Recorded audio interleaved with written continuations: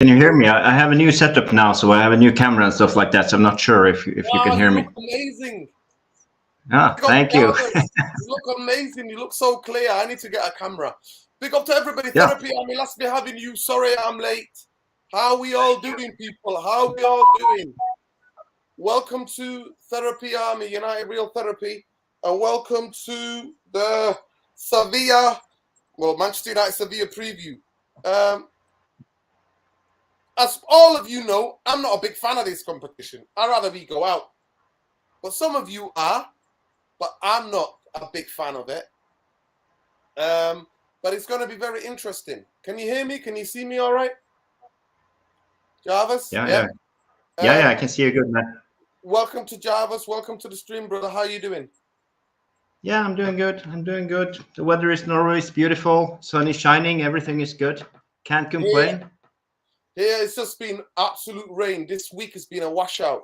We've gotten hit by a massive storm that's hitting this part of Europe. So it's crazy. The wind, crazy wind. Wind that's knocking down trees and almost killing people in cars. So it's crazy. Really? Yeah, Yeah. especially in the coastal part of the UK. Yeah. Big up everybody. Smash a like. I have declined the participation in the third bidding round for United. The bidding is turning into a farce with Glazers giving no respect to the club. Oh, silly ass.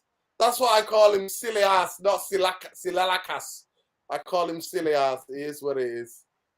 Big up to Alfie Kennedy and big up to every one of you. Please smash a like as you come in. This is the preview. We are here for the preview. Interesting team, Sevilla. We call them the kings of they are the kings, Jarvis, of the Europa League. They are 6-time winners. So everybody's like, "Ooh, their league. Oh, they're 14th in the league. They've got a new manager." So honestly, it's one of those things. But we will be. It's one of those like in terms of like what's going to be. It's going to be a very interesting game. We're gonna a lot of things to be answered. We're gonna know a lot of answers after this game because how Man United going to play? How they're going to play without Rashford? Apparently, Rashford is out for a few games. What does that mean? A few, because few could be 2, 3, 4. Is that a few? Well, we talked about groin injuries before, What? and as I told you, you can't train when you have groin injuries, so it takes a lot of time to recover. Even if Exactly. you're healthy, you haven't trained for 2 or 3 weeks, so you're not match fit at all. So Yeah. well, I don't think we will see him at least until in May, if we're lucky. Yeah. Yeah. Thoughts on the takeover news? Our next season will be over before it ends. Glazers could end up staying for one more year with the hope selling next season. Of course. I told you all. What have I stayed consistent on? Can all those people who told me that the club was going to be sold by the end of March come in front of the congregation? I repeat, can everybody who was telling me that this football club was going to be sold by the end of March come in front of the congregation? I told you from day one that this was a PR game. Nobody knows nothing. Majority of bidders have signed NDA, non-disclosure agreement. They can't talk about these things. So that is the reason why. I told you about Glazers playing games. One thing we know about Glazers is that they love playing games, and a lot of it is PR and spin. So it is what it is, people. It is what it is. Okay, big up Ian Fontaine. Ian Fontaine, I think the day you would agree with me is the day the world comes to an end. So, hey, we don't want that. So never agree with me. I like being challenged. You think Sevilla reporting we should win easy. Okay. Well, that would be good then. That would be good for the Brighton game and the next league game because if we can get the tie over, if everything Ian Fontaine's right, Man United should at least have 3 goals, take 3 goals up to 3 goals ahead, take that to the next week and play a weakened team and rest players for the Brighton FA Cup semi-final, which is by far more important to me. But, Jarvis, welcome, brother. Love your new camera. Love the new setup. I need to get me maybe a camera like yours. That's what I need to. I will send you the link for it. Yeah. So big up to Not you, brother. expensive at all. Yeah, big Thanks. up to you. Big up to you. And big up to everybody in the chat. Smash a like on the video, subscribe to the channel if you're not already subscribed. And let's get into it. Sevilla, I've just had a new manager. They've been doing quite poorly in the league. I saw the result of their last game. They were 2-0 up against Celta Vigo, and Celta Vigo came back to make it 2-2. So they're 14th at the moment. And this is their worst league position in their, I think, I don't know, 50 years or maybe 30 years, 40 years. This is not where they are. They're very passionate. I've been to that side of Spain. They're very passionate about their football. You know, them and Betis that share. You know, them and Betis that share share that beautiful city. I will not let people know to go there in the summer. Go there when it's in the spring. You know, go there in the spring because the weather is cooler. But in the summer, So you've been to Sevilla? Yeah, I've you been, ever been to Sevilla? Yeah, I've been to Andalusia, so I was in Sevilla for a day or two. I've been to the Granada, you know. I don't know if you know Granada. I've been to Granada. Yeah. Is that the place where you run with the bulls? Yeah. It's in and around there, all around different places. I even went to Pamplona. I think they did that as well when I was in Pamplona. All over Spain, they do all the things with the bulls. Yeah, it's a fascinating culture. Yeah. Huh. Not for me though. Not for me. Not with my bad knee. Well, listen. So yeah, Ian Fontaine, Super Frankie Lampard. He needs more than a cigarette. I'll tell you that much. He's gonna need more than a cigarette. He needs something stronger than that. It is what it is. Real Madrid. I think City can beat Real Madrid, man. I was disappointed last night, but anyway, let's not get into that. Talk about Man United. What are you expecting? What kind of a game are you expecting tomorrow, Jarvis? Yeah, Sevilla. I think they're a better team than the league position tells. You know, they're I don't know if they're 10th or 12th or whatever in Spain, but you know, it can be either way. Maybe they have they put everything into this tournament, and because they haven't any chance in their own league, domestic league anyway. So who knows? Maybe they can show up and give us a game. But hopefully, as the way we have been playing the last at least 2 games, we are up for it. It's very exciting with the team we have in this position right now, because we have Eriksen back and Casemiro back, and a lot of other players are in better form than they have been in a long time. And they starting to find their role. Like players like Sabitzer is fitting perfectly into the 10. He's a very intelligent player, and I have seen glimpses with Anthony the last couple of weeks. I think he's doing bits. He's going getting there, and you know, he's a young player, so you shouldn't probably judge him in the same way as you judge a player for 90 million pounds. You should probably judge him like a player like Garnacho or Pilestri, and he's young, and now he's getting there. He's doing better. So I'm very positive to the game. I hope we can do it. I hope we can win and just finish this game in the first leg. Hopefully win for 3-0, 4-1, something like that, and just end it right there, end all doubt.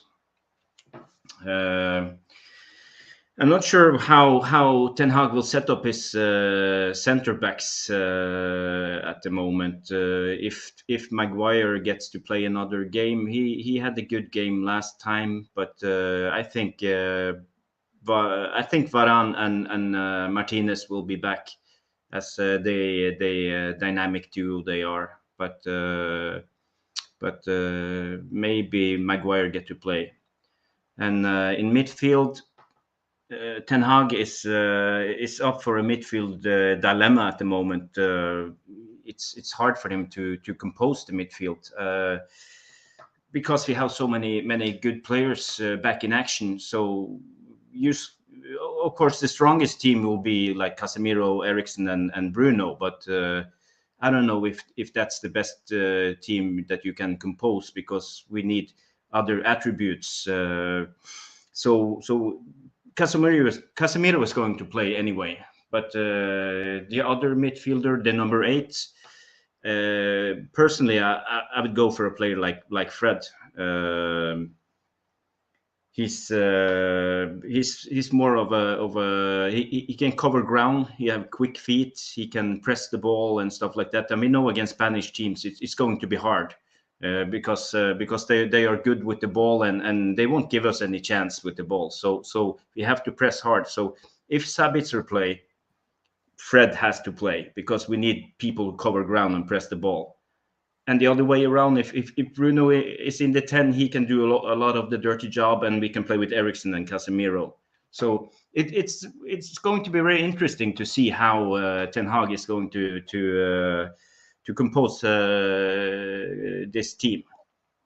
And the front trio, I think, gives itself with Martial, Anthony, and Sancho. So what do you think, Nuruddin? No, 100%. It's going to be very interesting to see what type of midfield that he picks. I think Fred is carrying an injury. I genuinely think that. I think Fred has been nursed through this injury for quite a while. And I also think that Rashford has been carrying an injury for a really long time, since even the City game. Even since the City game. Do you know what I mean? So it's very, very interesting to see what happens in this game. For me, what I would like to see a team of. I would love to see a midfield of Casemiro, Sabitzer, and Bruno. So I would not. I would bring Eriksen on again. Take one of those off in the game and bring Eriksen on later in game, maybe to control the game. But I wouldn't start him. The back five picks itself. I will stick with Wan-Bissaka and Wan-Bissaka, Varane, Martinez, and Malacia. Yeah, Luke Shaw is injured, so Malacia is going to play. And then the three on top would be Martial. Most likely Martial will start. Martial, Sancho on the left, and Anthony on the right. That's what I would play. So it's going to be very, very interesting game in terms of what happens. But we can just look, say, Manchester United, I'll say Martial has only played like 17 games this season. He's had a lot of injuries, obviously. He returned on the scoreline against Everton. Erik ten Hag was quite complimentary of him, actually. He says and when somebody asked him how, he says he sees how he contributes to this team. Ten Hag said, it's just the stats. Somebody was asking him, saying that, oh, you defend Martial. And he was like, no, the stats are telling you at the moment that on the pitch that he needs that time that he needs for goals is really less than others. When he's in the team, I refer to games against Man City and Liverpool. When he was in the team, we play our best football and we have our best results. Rashford, when we talk about Rashford and beat out. So Ten Hag then went on about Martial, said he's ready to start. It's more likely that Marcus Rashford is ruled out for a few games with injury. He says, we don't have to force things with the France international. He said Martial was ready to start against Everton, adding the advantage to also says can bring Anthony Martial slowly back, put him in a team, give him minutes, and get him used to games at the highest level with a high intensity. Sevilla, obviously, they've won. They've got amazing reputation. They've won, 6 times they won this competition. They might as well give this trophy to them. Obviously, they're 13th in the league at this moment in time. Luis Milabar is in charge after Georges Sampaoli was dismissed in March. So the manager was sacked in March during the international break, if I'm not mistaken. The Argentinian manager, ex-manager, the reputation is there. And Man United have to. I don't think we've beaten them. I don't remember us beating Sevilla. So we didn't beat them in the Champions League. They knocked us out. They knocked us out in the semi-final of the Europa League. So I don't remember us beating Sevilla in a long time. Like, we're not good. We didn't come against them in that much throughout Man United history, but we've not beaten them. Big up Ezekiel. How you doing, brother? Yes. What's going on, lads? You're right. Yeah, man. I'm good. How do you see the game tomorrow, man? How do you see the game tomorrow? So, do you know what? I'm going to say, I'm going to go chest out, man, and say it's going to be a bit comfortable. I think if Martial starts, fingers crossed he does. I think we'll get there. Like Ten Hag saying, he doesn't need a lot of minutes to score a goal. Martial, when he's in the team, we play a lot better. I think Weghorst has kind of played himself out of the team, if that makes sense. We're hearing all the reports that we're not going to sign him and that. I think that he's coming. He's been a very, very good utility player. I wouldn't even mind keeping him around, to be fair. But at the end of the day, games are decided on goals. And Martial, when he gets a chance, he would put one away. So I think if he starts tomorrow, I think he'll be okay. I pretty much agree with your team, Nuruddin. I'm not going to start Eriksen. I'd play Bruno next to Casemiro in a deeper role, so he can play there, play Sabitzer in the 10. That's what I would do, because he's just a bit more reliable for me in the 10. Bruno's been very, very good in the deeper role last 2 games. Bruno's a 10 this season. It's been a bit hit and miss. He can do the odd thing, or if he gives it away high up the pitch, he throws his hands around and then he just flipping sulks. So I think play Bruno deeper next to Casemiro, Sabitzer in the 10, Malacia left back, of course, Anthony, Sancho on the left. He's been good as well, Sancho, I've got to say. And then Martial up front, and I think we should see it. Is it at home tomorrow? First leg at home, yeah? At home, yeah, it's at home tomorrow. Yeah, if it's at home tomorrow, I think we've been so good at home this season. I can't see nothing other than a 2-0 win, maybe even 3 if we're lucky. 2-0 win, take it to Spain, and then we dump them out. And another thing, we've not had a good record against Sevilla. But if I remember correctly, every time they battered us, it was Unai Emery. If I'm not mistaken, he was always their manager. Now he's obviously at Villa. Done us again this season with Villa. We did him back in the cup, but I think we'll have him tomorrow. We beat Sevilla tomorrow, and I think we've got. I'm not going to say we've got one hand on the trophy, but I think they're a difficult test mentally for Man United. I think we beat Sevilla tomorrow. I think we can go on to win the competition. I know you don't want to win it, Nuruddin, but I've had my mind changed, because you know why? This technically is a rebuilding season. So if Ten Hag can come away with a European trophy, albeit not the big one, come away with a European trophy, hopefully a FA Cup and a Europa League, a League Cup in the first season, it's a very successful season. He's doing a rebuild, winning along the way. You could not fault it. So I want to go for this competition. We're here, Nuruddin. If we lost to Barcelona, I'd be with you. All right, it's over and done with. But we've gone. We might as well beat them. What's the point of beating them if we're not going to go on this way and try and win it? It's just embarrassing, and we played all them extra games for nothing. So if we've played them extra games, I want to go win this competition. Yeah, fair enough, brother. Listen, I just hate that competition, innit? I know. Satchif Fanama is trying to join the stream. Satchif, I need to see your face, brother, because I don't just accept anybody to come in on the channel. I need to see who you are, your face, and because there have been people who are doing a madness trying to get this channel shut down. So I'm sorry. I really want to see what you look like. Big up Aaron Pondy. Aaron Pondy says De Gea, Delot, Varane. You're playing. Oh, okay. All right. No problem. Delot, Varane, Leacher, Malacia, Casemiro, Bruno, Sabitzer, Sancho, Martial, Anthony. Yeah. The only difference that you want to play Diego Delot instead of Aaron Bissaka. No problem. Yeah. So we'll see. Is this you, Ariel? To be fair, Nuruddin, I think actually Ten Hag prefers Dalot in front of Van Bissaka because of his attacking skills. I think that's the way Ten Hag wants to play his football. So maybe this summer Van Bissaka is going to be sold, even if he has been amazing this season. So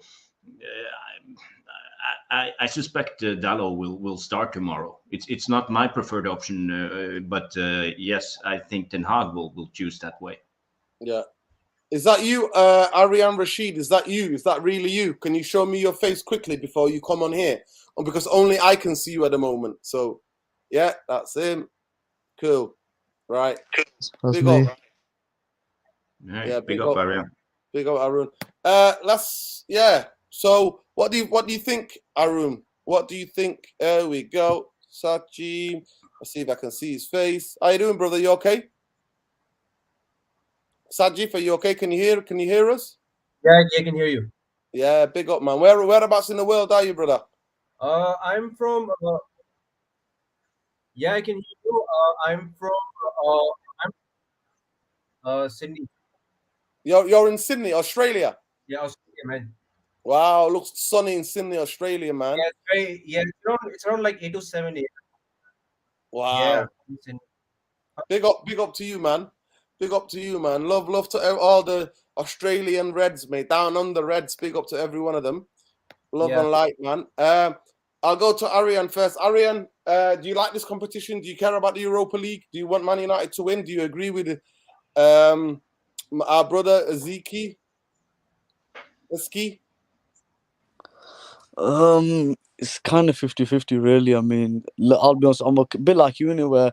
I don't like the Europa League, but to be honest, it is a trophy at the end of the day. We do have to take it. I mean, we haven't won any trophy in 5-6 years. I mean, if we win it, I'll be happy. If we don't win it, then then to be honest, nah, it's not really that much of a big deal. But if we win the FA Cup, I'll be happy about that.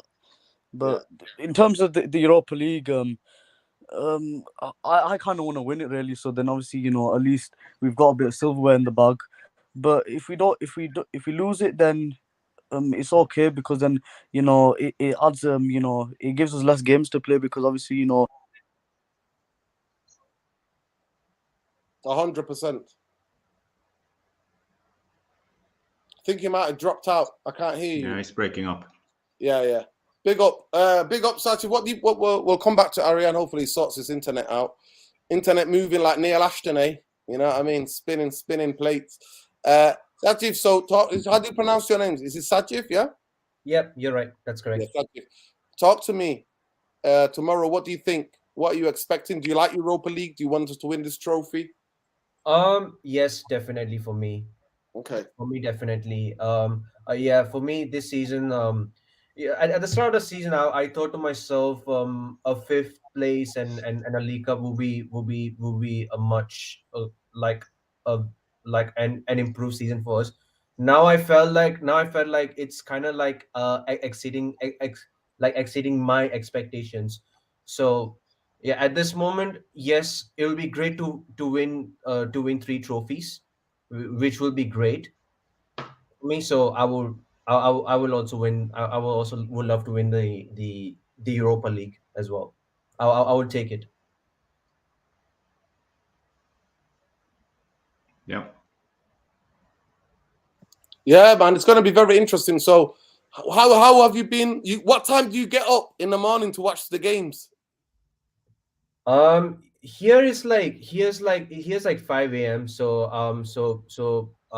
most of the time I sleep early. So at least I should be able to wake up early to watch the game. Pick up the mixed bag, Naeem. I've not seen you in a while, brother. I hope you and the children are well. I hope everybody's well. The family, Ramadan Mubarak to you too. Big up to you. We've not heard and seen you in a while, brother. Love. Wow, that's the level of dedication. See, literally, Australia, it's on the other side of the world. Literally, the other side of the world, people. And the level of dedication, those fans. I just come cycle to the stadium. You know what I mean? I'll be there in 13 minutes. That's the difference. That is the level. So I feel honored and privileged. Yeah. You know what I mean? That how close I am, you know, being from Manchester, how that is. And the fans are out there, the level of dedication. This is what this football club means. That Sajif gets to bed about 8 o'clock, 9 o'clock some nights so he can wake up, get enough sleep. I would say actually 8 or 9 is actually quite early for me. So I will most likely sleep around like 10. It's somewhere between 10 to 10:30 in the night. Yeah. So 10:30. So you will sleep then to know that you've got enough hours. Then you watch the games, then go to work, yeah, or study. Crazy. After the game, I usually kind of just I kind of just rest myself a bit, so at least I can start my work and stuff probably. Wow, that's crazy, man. That's crazy. It is crazy, man. It is. Yeah. For me tomorrow's game, I will say I want Martial to start for 70 minutes, between 60 to 70 minutes. Okay. Yeah, it's going to be very interesting. It's going to be very interesting tomorrow. Yeah, it's going to be very interesting to see that the lineup, especially in midfield. I genuinely think Fred has been carrying an injury. I think Rashford has been carrying an injury for a long while. So it's going to be very interesting to see how what the dynamics is, what he comes up with as a manager, Erik ten Hag. How do we get goal scoring positions? The only thing is that we haven't got raw pace, pace at top flight football, even at local level. Pace is so important to you. And we don't have anybody with pace. other than Anthony Elanga, to be fair. Jarvis, do you see Elanga maybe try to get back into this squad and get back into this? Yeah, why not? Alanga is a good player, but he's not at the level of the others. So he's obviously at the bottom of the pecking order. But Alanga, I know if he works hard, keeps his head down, and takes his chance when he get it, he will probably do good. So. Yeah, but not tomorrow. I don't think he will get a chance tomorrow. I think Pelestri will start. Will come in before him, and yeah, it depends how.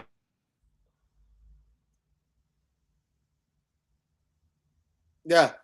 Yeah, it looks paused. Yeah, are we breaking up or are we good? No, that's it. You're back. You're back. Hey, listen, the internet's been having crazy. UK, the internet has been going crazy, man. Big up Jarvis for the super chat. Big up to the mixed bag with Nia, man. Big up to everybody, man. Yeah, it's not gonna be easy to listen. It's not gonna be easy for me. The biggest game of the season is that semi-final. Biggest game of the season in terms of where we are. It's a semi-final at Wembley, big stadium with that Brighton team. So for me, I would rather win the FA Cup all day, every day, than ever win a Europa League.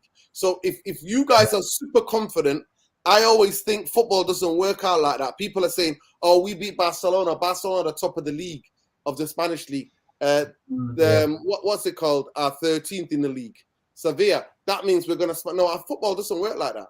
Football does not work like that. They play better in certain clubs. Will always concentrate on Europe. Tough team to concentrate in the league. Sevilla is a tough team. Mm-hmm. Yeah. So this is a team that's got pedigree. They've got a know-how. They've got a pedigree. Yes, they sacked the manager. This manager actually plays an interesting style of football. He's a manager of the school of he's the school of Bielsa, but he doesn't really play Bielsa style of football. He doesn't really play Bielsa. He plays kind of a bit of like 80s English football. You know, Al Nusra, is his name Al Nusra, the Moroccan striker, if I'm not mistaken. Yeah, he's correct. Yeah. So Al Nusra, they kind of like play the ball up to him. They're good at pressing. They're quite good at pressing, but what they like to do is go direct, hit the big man. He's really good in the air. He can hold up the play. You know, he scored goals in the World Cup. He scored that wonderful goal. The header was against Portugal. Was it a header? Yeah, the header. So they go wide and they cross balls in. This is who they are. They actually play what I've seen little bit of clips of their games under him. They play that kind of like super direct football. They're not, you know, they're decent at keeping possession. But Manchester United have to control this game.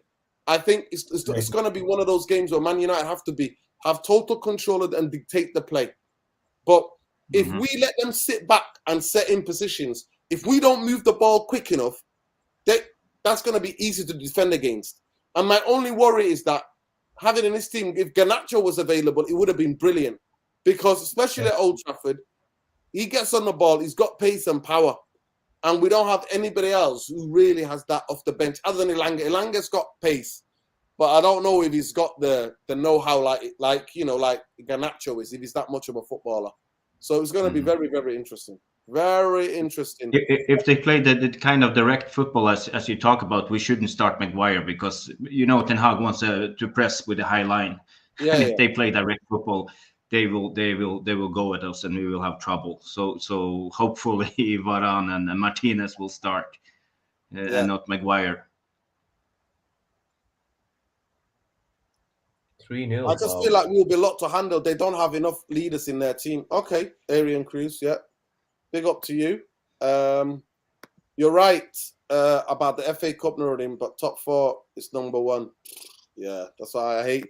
So I'm saying top 4 spicy, man. Definitely. This top 4 thing, man. I'm not about this top 4 business. Nuruddin, why would you play Elanga instead of Workhorse? It couldn't be worse than that. Well, at this moment in time, I explained it. I don't know if you heard me, but the reason why in the last 6 games, Workhorse looks really bad is because he's never played this level, this many games back to back in his career. Never. He's never played this intense football, especially since after the World Cup. So at the end of the day, he just got burnt out, and it looked like he's stuck on the treadmill and the games were getting too faster than him. It's just purely down to fatigue. So Martial, touch wood, 3 times. If Martial stays fit, the next couple of games, Martial, but Elanga, I think Elanga can be useful. I think Elanga is the only pace and a bit of power that we have in our team who's got real pace. After Garnacho and Rashford, I don't see anybody else having that pace. Anthony is quick, but he's quick in a different way, if you know what I mean. He's not like athleticism up, you know what I mean? He's sprinting, getting behind people. Yeah, he's quick, but Anthony looks like he's the kind of guy that's a bit quick with the ball. You know what I mean? At his feet than he is without the ball. And we need people who are going to be quick without the ball. Yeah, big up, man. Big up United Devil, man. Love and light.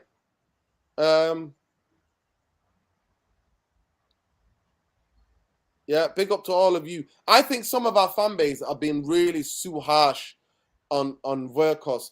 And that when he had energy and he was doing brilliantly for the team, we all appreciated what he was doing, holding up the play, tackling back, winning the ball, making runs so that Rashford gets space, Anthony gets space, Sancho, Bruno gets space. So people need to just chill out a little bit with their workhorse rate. We know he's not at the quality at that top level. We know that he runs like he's stuck in the treadmill. He does. He's running on the jogging on the treadmill. That's what he is. But it's going to be very interesting. I'll go to you, Eski. Talk to me, brother. Yes. What are you expecting? What kind of result are you expecting tomorrow? And who do you think is going to step into the shoes of Rashford? I know you said Martial time scores goals, but how do you think they might tweak the system a bit for us to play without Rashford? Because most of our game we rely a lot on Rashford.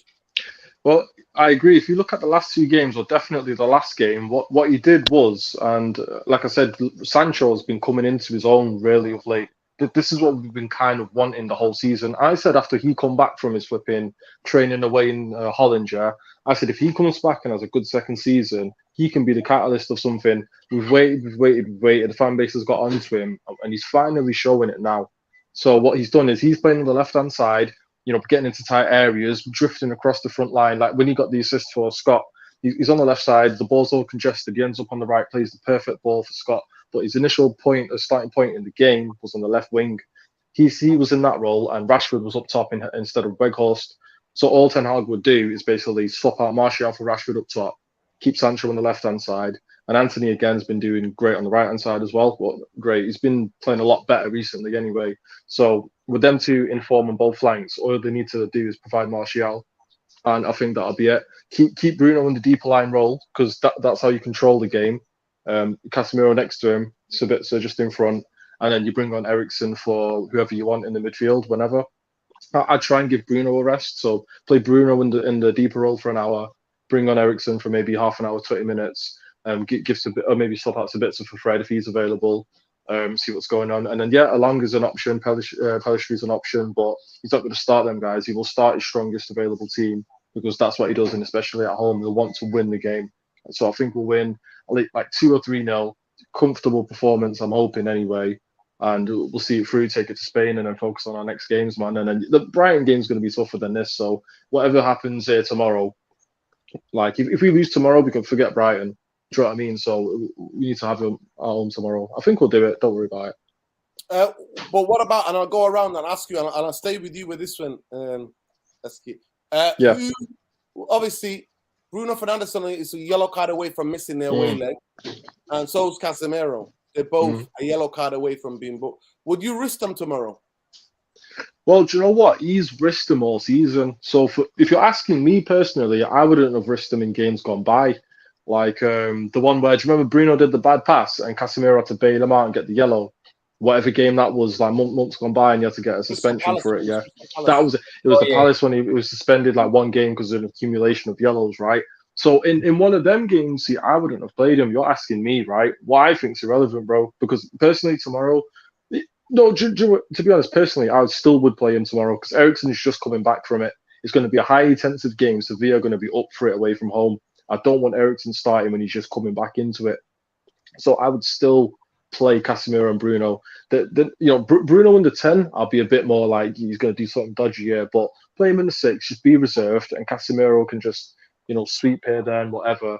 And then I think McTominay can come in and just do a job. If we've got a sizable lead by half time, 2-0, but an hour gone, then you can bring on McTominay for a Casemiro or a Bruno even, and we can kind of shore it up there. So I would start them, yeah. Start your strongest team, man, and make sure they don't do anything stupid. I'd risk it, yeah. Big up, bro. Big up. Big up. What do you think, Sajid? What do you think? For me, Would you start Bruno? Would you start Bruno and Casemiro, thinking that they're both on a yellow card? Would you risk them tomorrow? For me, I think the best case scenario is like I will I will start him. I'll still start them because because at the end of the day we have to simply we have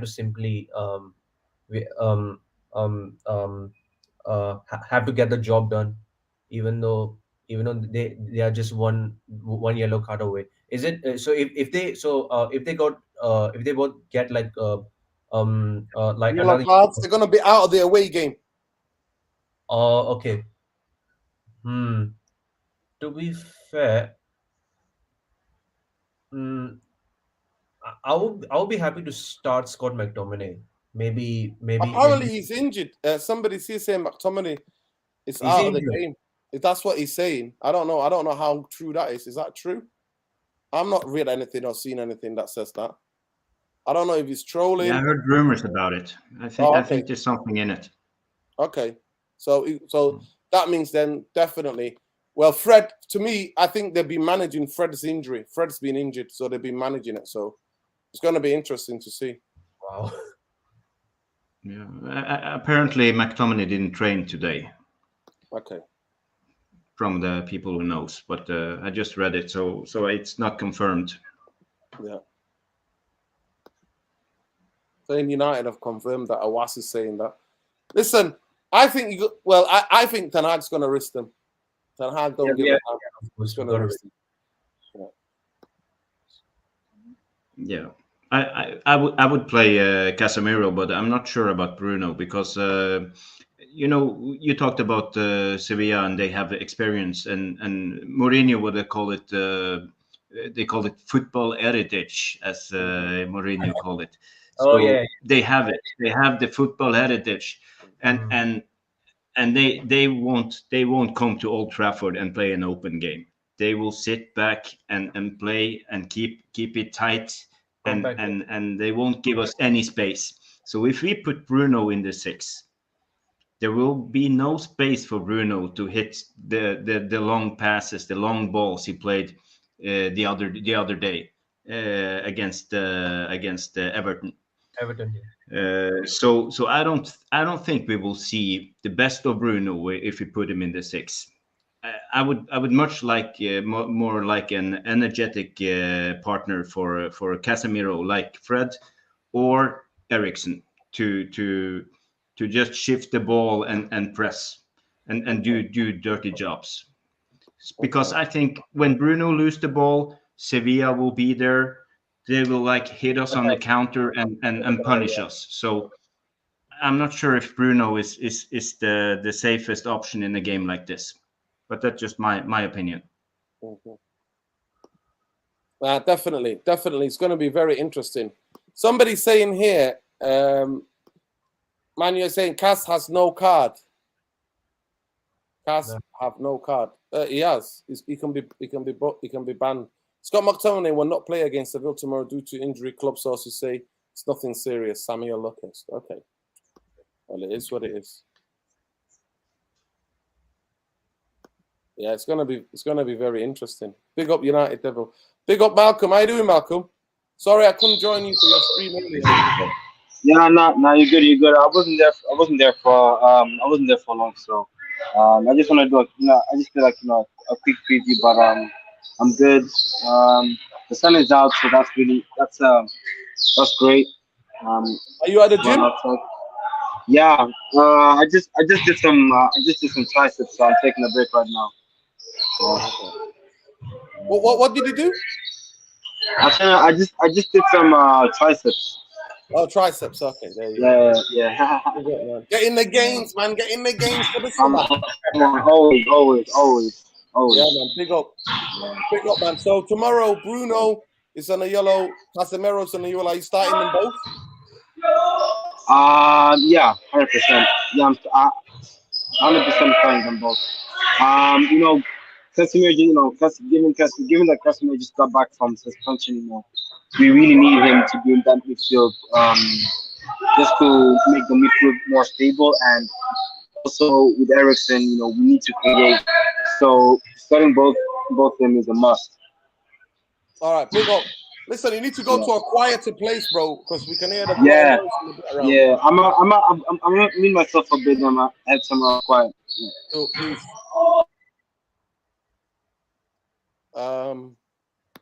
Yeah, it's gonna be very interesting tomorrow, man. I ain't gonna lie.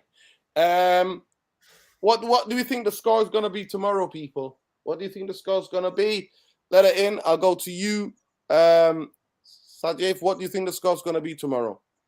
I'm gonna say, yeah, I think 3-0. 3-0 is a very good score for me. Okay. Zeke, Eski? Yeah, man, we'll go 3-0. It's probably going to be 2, but we'll say 3-0. Go 3-0. Jarvis? Yeah, let's be optimistic. 4-1. That will be a Okay. good result. 1. There you go. Listen, there was wow. There's over 80 of you in here before. Please smash a like on the video, subscribe to the channel. If you're not already subscribed, we are 70 away still from 7,000. So let people know about the community. Let all United fans know about the community. Let them so they can become part of the community. Big up to everybody. Nobody interacts with a chat like this channel and Saeed's channel. They're the only 2 channels that I know that really interact with a chat. None of our opinions are better than anybody. It's just a football opinion. That's all it is, and it's a community. So big up. We get passionate sometimes. We get a bit get the blood flowing sometimes. We have a bit of a screaming matches on here, but it's all love for Man United. Mhm. All love for Manchester United, people. But subscribe to the channel if you're not already subscribed. Hit the notification button because it lets you know when we're next live, and hit that like button. So still a couple of conflicting stories. Just to finish up in the last. Natalie says 3-0. There you go. Bit of United, big devil, and never gonna let you go in it. That song in it. Never gonna give it up. There we go, man. There you go. Big up. 2 or 3. He says Jarvis. The name, aka Rick Ansley. Yeah, that's what he calls you, innit? Never gonna give you up. Yeah. Yeah, 80s, innit? Was it 80s band? Yeah, they were 80s. 80s band, yeah. 8 here, 8 you melts. I don't know what that. Yeah, there you go. Bit of the song. It's going to be a draw. Hulk Hogan says 3-0. 3-0. He says Spurs fan here, but I love the channel noting. Yo, you welcome, man. Big up to Spurs, man. Got away with it. Got away with it on the weekend, man. At the VAR and the referees backing your boys up. But it is Right, what it is. absolutely wrong. Yeah, you're definitely in a top 4 race, 100%. You've got quality. You've got Harry Kane and Son. Yeah, true. You've always got a chance. The big spec says 2-1, so we'll see. Yeah, it says United for live. Lol, isn't good enough at this level. Get him sold in the summer. I don't know who he's talking about, but it is what it is. So I just want to bring a couple of contradicting things that were happening quickly. I saw the tweet from Simon Stone today, and Simon Stone was basically saying that obviously because of the way the Glazer games, the games that they're playing, Manchester United's summer transfer is now being, you know what I mean? It's chaos now. Chaos. Glazers, you know, one thing about the Glazers, they love them a bit of chaos. So basically what they've done is, he says, this Simon Stone of the BBC, yeah, he says, it had been initially hoped the sale of Prosa for Manchester United would be completed by the end of the season, but the additional time for new bids means that it's unlikely to happen. So that is what has been, that is from Simon Stone. And at the same time, a crony like Samuel Racers Lockers, Toxic, you know what I mean? Toxic Racers Lockers, basically put out a story saying Liverpool are not getting him. Liverpool are not getting Jude Bellingham. Jude Bellingham. That means Manchester United are going to get him. The guy embarrassed us and said no to us when they rolled out the red carpet with Fergie and everything. So I don't know why he would have come to us. I think he's going to go to Real Madrid. I think that was just to soften the blow because Glazers out was trending. So the club think, quickly, what can we do?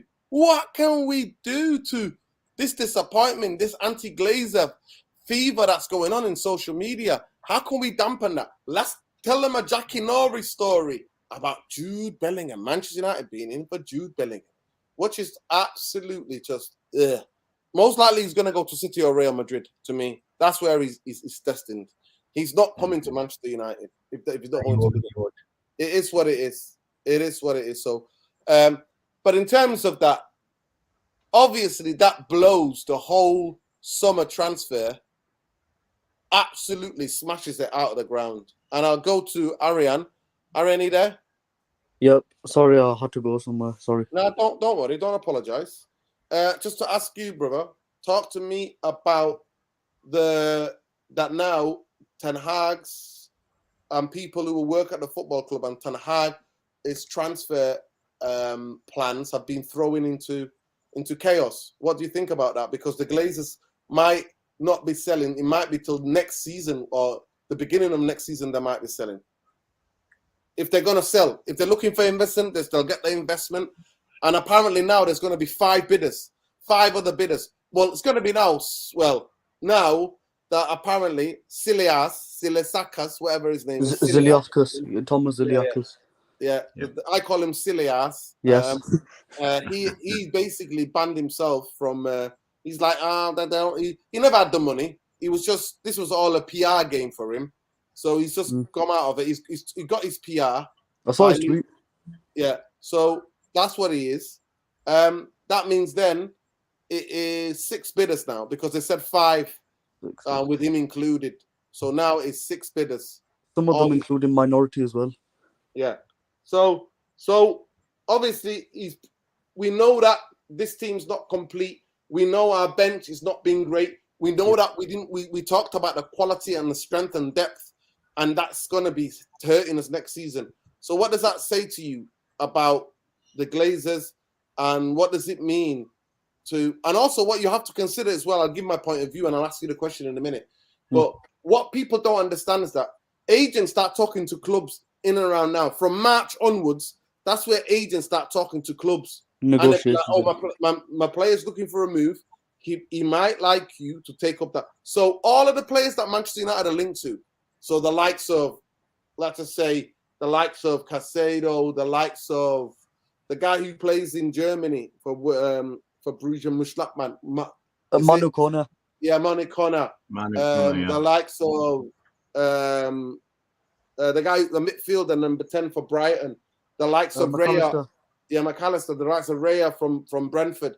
Yeah. Paulinho at Fulham. All these kind of midfielders that play.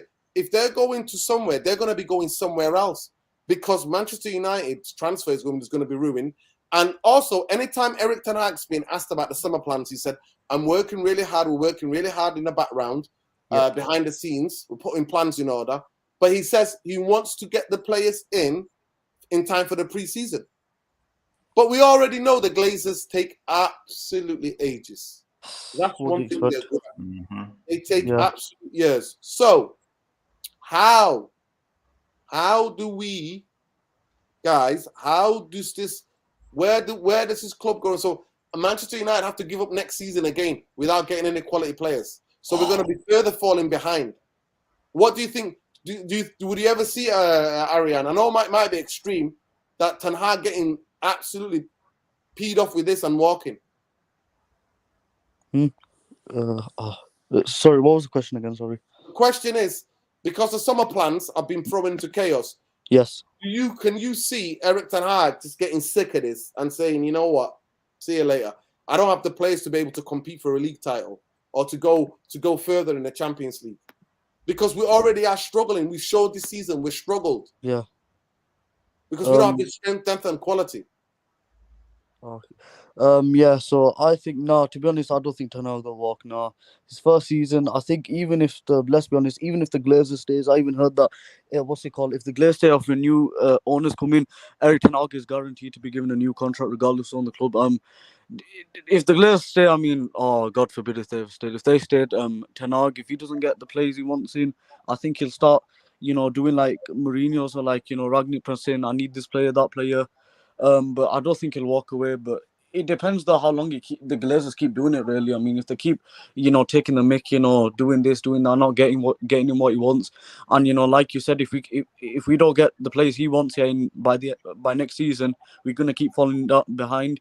Then I think maybe next season halfway through, if we're starting to lose games, starts to fall off like it was, last season, and maybe I think he will consider. Yeah, I'm not saying he will, but I think he might consider even walking away and just think, you know what, I can't be asked with this because obviously at Ajax I never had this. I had a proper structure. I had Edwin van der Sar. I had this. I had everything.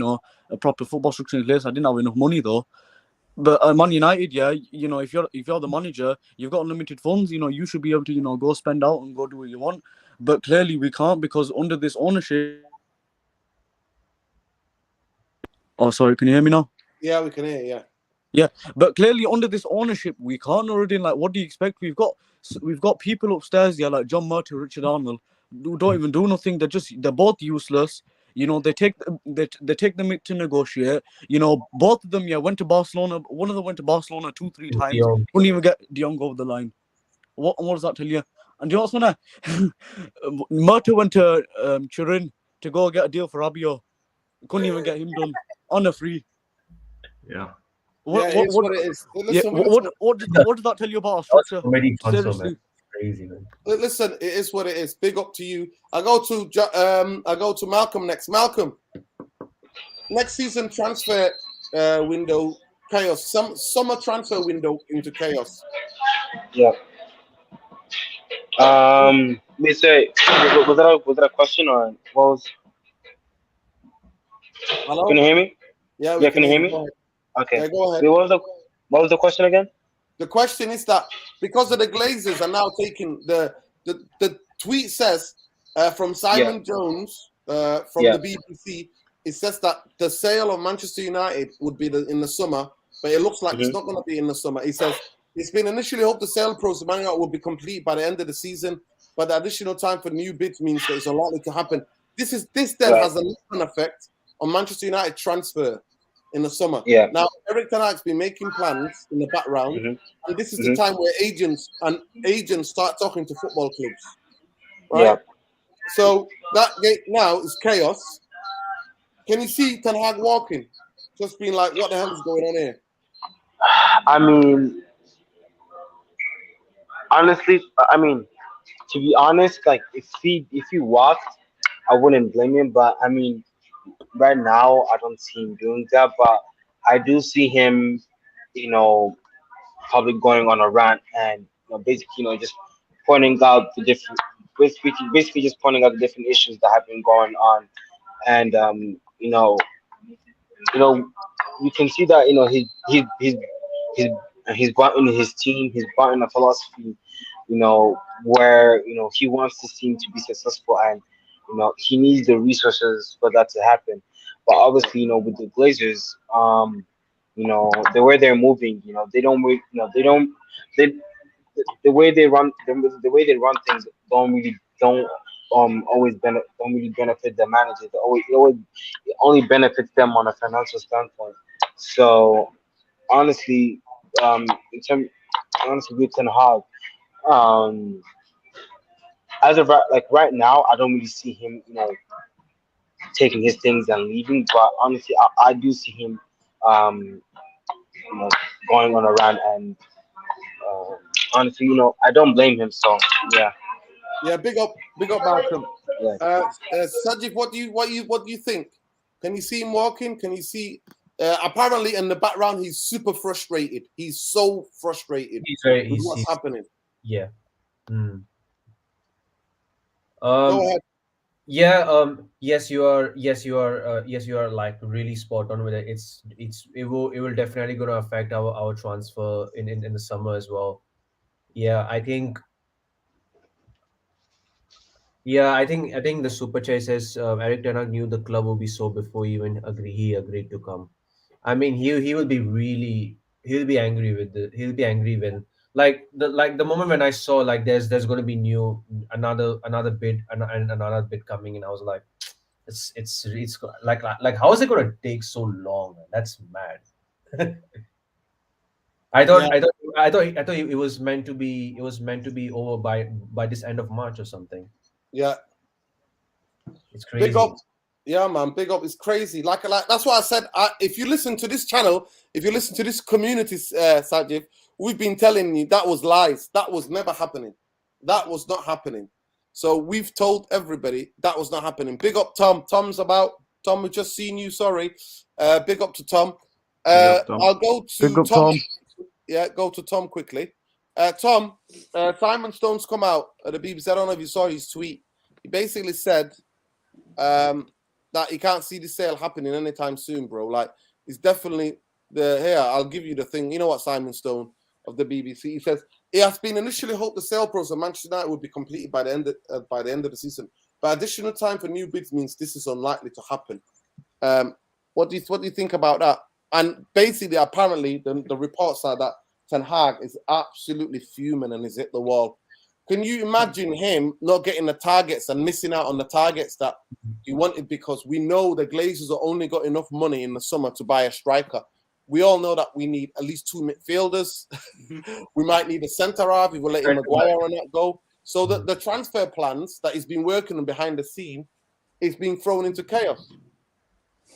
Yeah, look, I think any new manager who there's a potential question mark over who's going to be paying the checks on his contract, the players that he wants to sign up on new agreements and new contracts, and also for players who he wants to bring in. And at the end of the day, there's an uncertainty because he doesn't know what budget he has to work with, whether it be a shed load of cash potentially with Qatar or maybe a more constraint on the spending, but in a more concise way with Sejim, with football people in football minds in and around the club. But ultimately, with what Simon Stone said, I mean, it's Man United, for God's sake. You're not Chelsea, you're not Newcastle. Those football clubs, they can get a deal done because ownership always changes in the hands of those football clubs. They ain't Man United. They ain't the brand of Man United. They ain't the size of the club, the fan base. They just ain't it at the end of the day. So when people are thinking that this deal's going to get done by March and things like that, it was never going to be. Never going to be done by March. And I always said throughout, if the Glazer family can drag this out any more than they can to get any slight more of money out of any of these bidders, then they will do at the end of the day. But these third round bids and anything that people are thinking that Sheikh Yassim or Sejim or a mystery bidder is the Glazer family are PRing it as. If people think, oh well, somebody's going to come in and just pay $6 billion, it ain't going to happen. These second bids are the final bids. They ain't going to go any higher. You mean third bids? Third bids? You mean third bids? No. The second bids that are in the return will probably be the exact same bids that they will put in for the third time because they know the finances. What are they going to increase it for? What? Because the Glazer family have called for another round. They can just say, "Now we're sticking with it. Why increase it again? For what? You've got no context to it, increase it because the Glazer family have called for another round." At the end of the day, and I've always said this with the Glazer family, they are business people before they are football and sporting people. And this is the biggest asset that they own aside from the Buccaneers. And they were going to sell one or two of them at the point in time. They have more investment in the Buccaneers than they do Man United. And Man United is probably a bigger asset than the Buccaneers ever will be. So, with the Glazer family in this case, they will negotiate a deal. But in the same case that they say that the Glazer family aren't going to shift until they get £6 billion because they want £1 billion each, well, that's all well and good.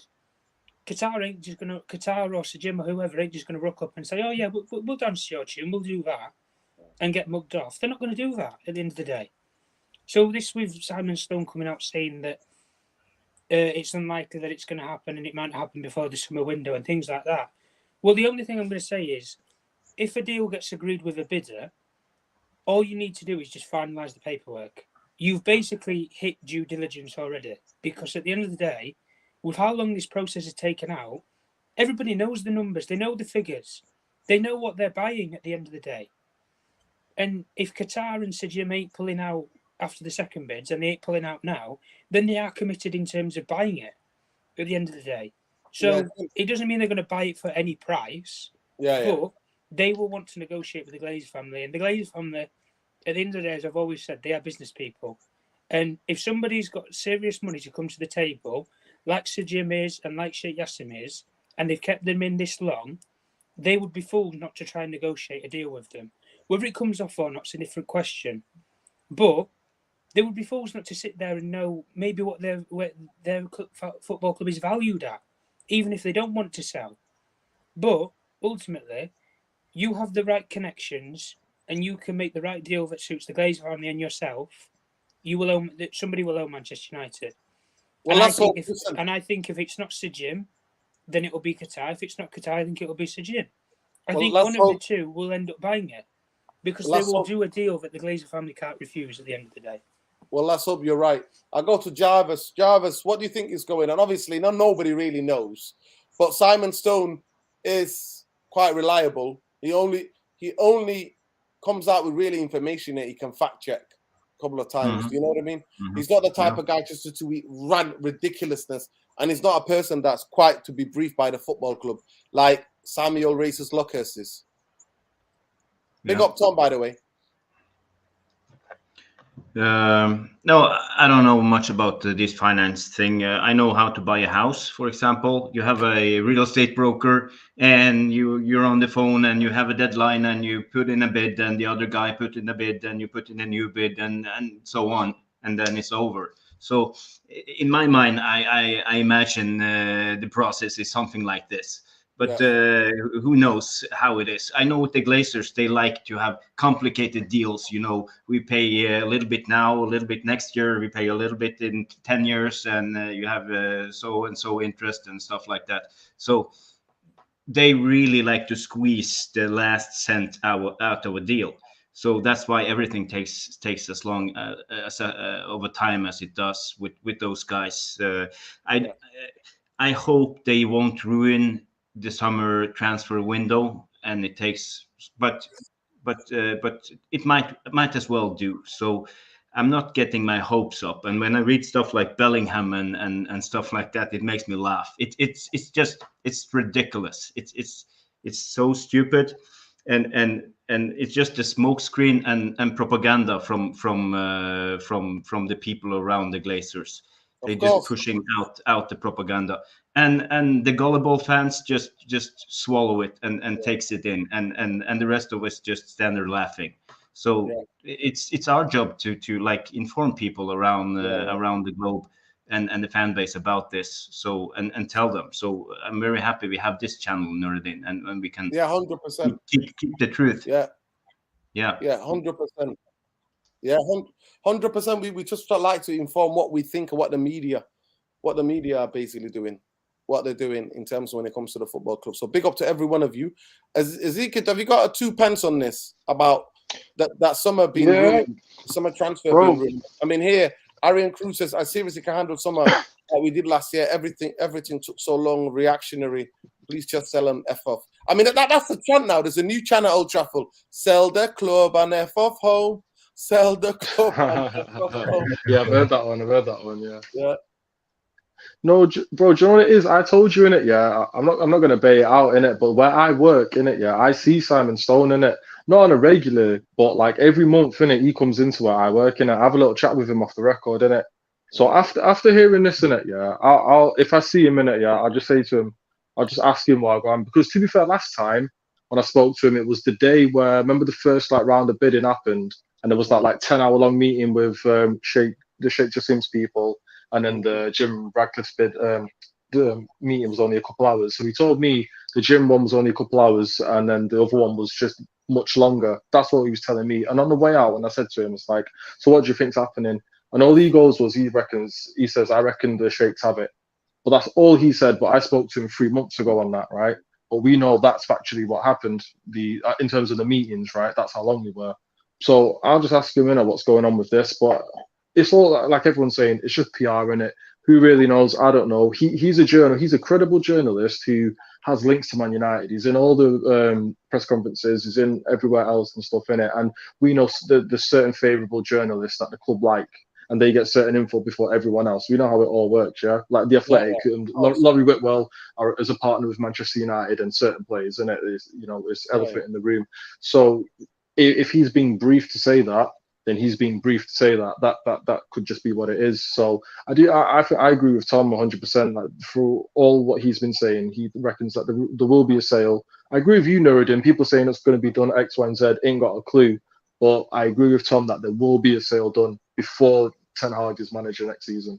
That's what I do believe in. I can't guarantee it. I'm not going to be ITK or anything but you know that that's already messing up, because usually around this time in the background is where clubs and agents are talking. So if Manchester United don't know what the budget is, we know the Glazers have a budget for a striker. That's all we know. Yeah, but at the same time, you know, how long did it take Chelsea to get done? Happened in a couple of days. No, Chelsea, but the difference is this, please, bro. Like, understand, I follow the Chelsea process really closely, right? Chelsea, they were going to go bankrupt, and that was a government-enforced sale. Yeah. I know. Yeah. But I'm saying, so we've been at it though, but this conversation has been at it for months now. There's a third round of bidding coming up, and like, but Chelsea and Ibrahimovic was basically literally bullied to sell the club quickly. And also, do you remember they thought that Chelsea were going to go bankrupt because they had no cash flow? So I remember at a time Tuchel and that was saying, "Oh, we're going to have to pay for the bus. I'm going to have to pay for the hotel. The players are going to have to pay for the hotel." So no, I'm not saying this is going to be done quickly. I'm saying, look, that deal happened quickly. We've been at it for months. We all know it's a multi-billion-pound deal, and there are at least two serious people involved. But what I'm saying to you, so what I'm saying to you is that because the government was involved, and the government made sure that this was a quick sale through all of it, the bidding process, the Rain Group, the bidders, and then I'll tell you what's going to happen then, Nerd. And here's what's going to happen: if it doesn't happen and the sale doesn't go through, and like you're saying, Ten Hag's fuming behind the scenes, and people saying should he walk or not, what he should do is do a Ralph Ragnick and come public and say these lot are screwing me over. Do that, and you watch what the fans do. You think we can call off a Liverpool game over a Super League? If our manager's saying this in public, and we've had enough, think about Nerd, and it will be how long next season? 18. If they stay for another season, it'll be 18 years of their nonsense, right? You telling me a Ten Hag can't come out in public and be like, these lot, man, what can I do with these guys here? So for me, I think it's inevitable. They have to go. I'm not saying it's going to be overnight, and I fully hear you with the Chelsea thing, innit? 100%. But we've been at it for months. There's rounds of bidding going on here. I'm just saying, if it wasn't going to happen, Nurdin, would be the clear indications. Listen, for me, I don't know. Like I said to you, I don't trust the Glazers in it, so I don't know if they're going to sell, if they're looking for investment. I know that on past history they were looking for investment, so I don't know what they're going to sell. And Icky say here, he says, "Nuruddin, do you think the Glazers are going to sell?" No, I don't know what the Glazers are going to. I know the Glazers play games. I know that much. I know that much. But I am there's no investment though. Yeah, listen, I'm never going to put my hand on my chest and say it with my chest, say the Glazers sell it. I'm not going to say that because they've been playing games and they continue to play games. So there was only supposed to be 2 second round bids. Now we've gone to 3rd round bids. And that's why Simon Stone's saying, and that's why a lot of people at the club are absolutely pissed off because they're like, what the hell is going on? Like now, because it's from March onwards, from January onwards, is where clubs plan for the summer transfer. All of the internal aspects of the recruitment, director of football, all of that, the manager, coaches all get behind in meetings to talk about who needs to go, who needs to be bought in. And Man United might have a money for a striker, but they don't have. And it's not just our problem, it's not striker. We need to get rid of a lot of players and bring in quality midfielders as well. So it's not about the sale. It's that it's now throwing the transfer window in the summer into chaos. Well, what you do then is you act like the sale's not going to happen. So if I'm Ten Hag, I'm like, right, these guys are going to stay. I'm going to cut my cloth accordingly. We've got X amount for a striker. Here's who I want to sell, and we'll have to go again because that's what he's done. The reason why Ten Hag is a sick manager is because he can do a lot with what he's given. The Ajax team got decimated however many times, and he rebuilt and he kept going. Strong in Europe, strong in the league, right? The only time they didn't. But brother, listen, the biggest thing is that Ajax. He had the money that was coming in from because they had talented players. He had that money. Who did he buy for Ajax? Who did he buy? No. Listen, he bought well. The club Ajax buy as well. They've got a transfer committee. that even actually overseas. The manager sometimes said to the manager, "No, the player's too old." I agree. The way they're set up as a football club is very unique, and they've got proper strategy. They know what players are going to sell. They're a selling club. They accept that, so they have all their scouts working globally to bring in the next big thing. They can then develop and then sell on. That's their model. Man United do not work like that. We don't work like that. So he can't just do what he could do in one of the most difficult leagues in the world. But he's got a bit more talent for it though, because look, I'm going to be the side role. Yeah, look, on the positive side, if the worst comes to worst and the guys stay here, I agree with you. Ajax better run club, better everything. They buy players for him that suits his system, 100%. But if the talent that he's working with is better, the results are going to be better, right? We've got Ahmad to come in, yeah. Garnacho's still a prospect here. Rashford's having the best season ever here, yeah. Whether we get a top striker or not, we'll see. Casemiro. All right, we'll try to find a replacement, but he's been on absolute. This is probably his best season ever, Nuruddin. Let's not take the piss here. His goals and assists. He wasn't doing this for Real Madrid. All right, we weren't getting as much suspensions and that, but that's a referee agenda. Realistically, he's had his best season in his career. Really, he just ain't gonna have a Champions League to show for it, unfortunately. So for me, I would just push back on your point a little bit and say, if the worst comes to worst, I think he can do a lot with this squad still. Yeah. All right. Big up. Listen, big up to everybody, man. Listen, we're gonna go. Big up to everybody, every one of you. We'll be back here tomorrow night for the match reaction around 10:35. Love and light to everybody. Let me just get everybody's socials.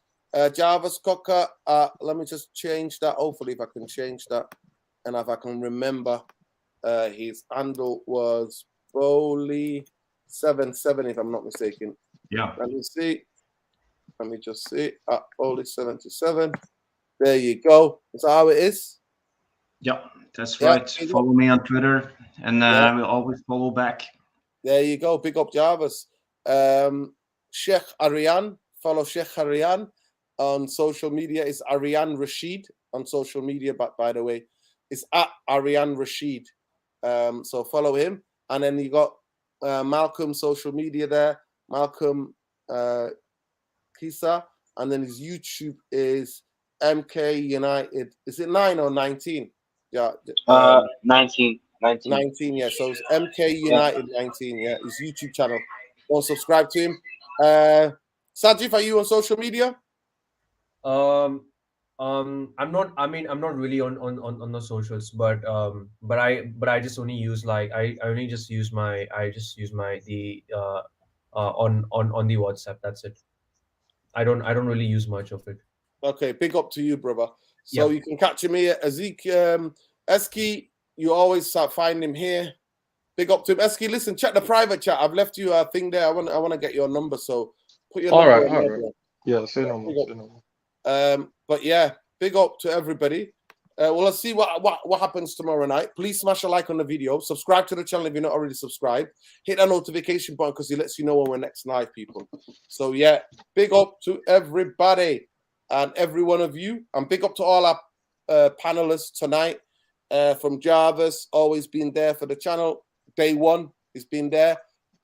Eski is always local, brother. Our brother Rashid.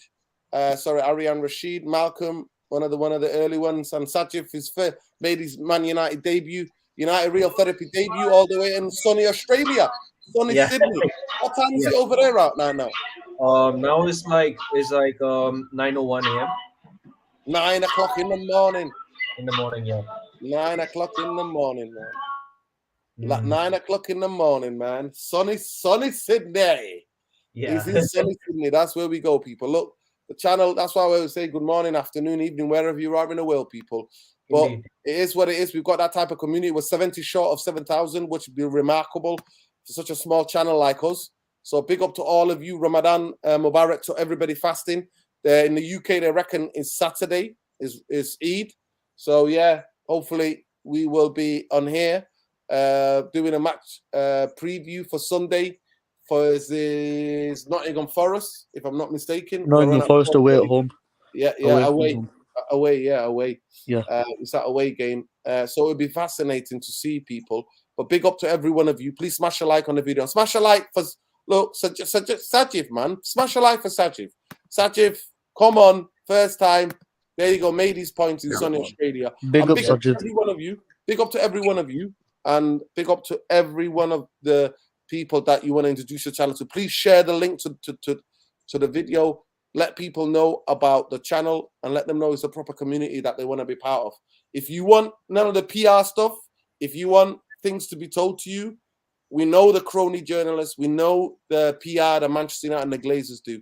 The first thing I would do if I was Manchester United, if I was a new owner of Manchester United, would sack Neil Ashton the first day. And I will not have any relation with any of these journalists. That's what I'll do. But that's just me, people.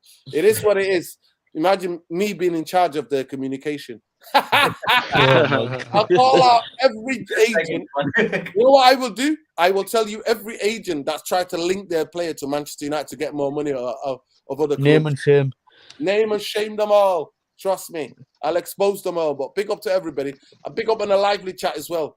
Big up Ares and Nurin. We appreciate the show. Have a good good evening sleep, guys. Yeah, big up. Big up to our Jarvis saying big up to all the comments in the chat. You are a vital part of the channel, and that's why we always included in whatever you write. Win, lose, draw, Glazers out, bankers out. Take care, people. Love and light. Peace, love, light, always. Free Palestine. Free Palestine. Take care. Big up, everyone. Glazers out. Big up, guys. Big up.